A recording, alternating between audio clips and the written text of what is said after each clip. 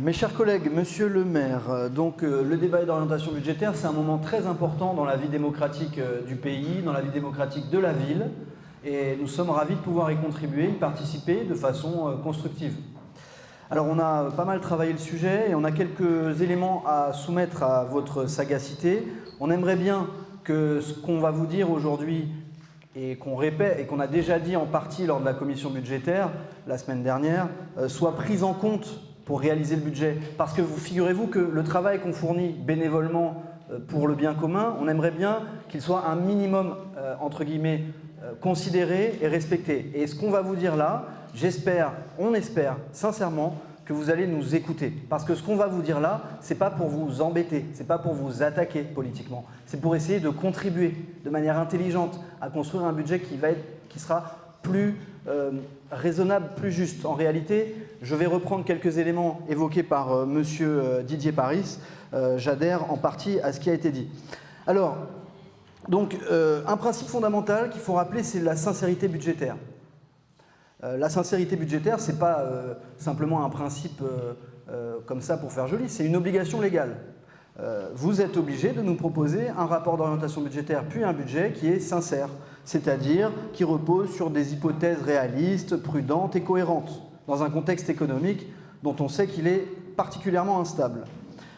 Or, quand on a pris connaissance de ce rapport et qu'on l'a étudié en détail, on s'est aperçu qu'il y avait beaucoup de fragilités, des fragilités importantes qui peuvent amener à une asphyxie budgétaire. Et je vais m'expliquer. L'hypothèse qui semble la plus contestable, et j'espère que vous allez l'entendre, c'est, et j'ai même expliqué à M. Bourrigaud, ici présent, que je lui offrirais une bouteille de champagne si on arrivait à tenir cet engagement. Vous voyez la bonne volonté dont je fais preuve. Moins 6%, votre hypothèse budgétaire, elle part du principe qu'on va faire moins 6% de dépenses à caractère général en 2026. Personnellement, j'ai étudié les budgets depuis 2016 de la commune de Florac. Jamais c'est arrivé. Jamais. Donc, premièrement, c'est une proposition, une hypothèse budgétaire, excusez-moi, qui n'est historiquement jamais démontrée. Deuxièmement, deuxième argument, c'est de dire qu'aujourd'hui, et ça a été dit dans l'Assemblée, le contexte économique est extrêmement instable. Et notre travail, à nous tous ici, majorité et opposition, c'est de construire un budget qui soit prudent. J'entends que vous soyez optimiste, monsieur le maire, et tant mieux, bien grand vous fasse. Mais nous avons besoin de construire un budget qui soit réaliste, qui soit prudent. Et je pense que ce budget n'est pas suffisamment prudent. On a d'autres aspects, notamment le fait que les flux énergétiques vont augmenter, les prix sur les matières premières, et donc les prix de toutes les prestations que la commune paye. La conséquence directe, c'est un risque de déséquilibre. Effectivement, si il y a plus de dépenses qui sont réalisées que ce qui est prévu, l'épargne brute va fondre et donc les investissements vont être difficiles à mener. Comment allez-vous mener ces investissements si l'épargne se met à fondre parce que les prix augmentent considérablement, comme c'eût été le cas avec la guerre en Ukraine par exemple? Un risque pour les habitants qui a été évoqué, c'est le risque de la fiscalité. Malheureusement, on a un peu peur qu'en cas d'asphyxie budgétaire, vous décidiez d'augmenter la fiscalité locale qui est déjà à un niveau extrêmement élevé pour la population floracaise, qui est une population modeste.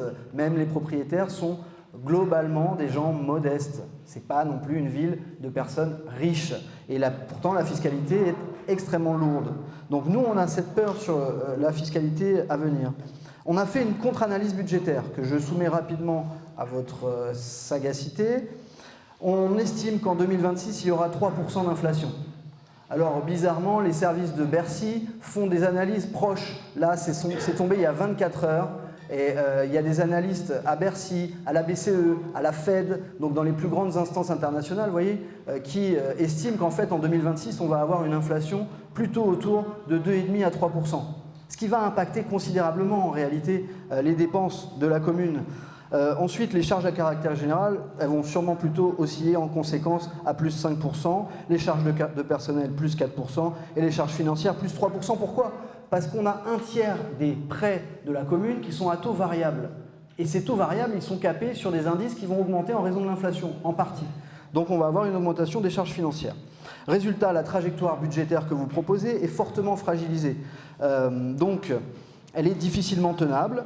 Elle va nous amener dans un risque d'asphyxie budgétaire, une perte des marges de manœuvre, des arbitrages contraints et une difficulté donc à maintenir les services publics.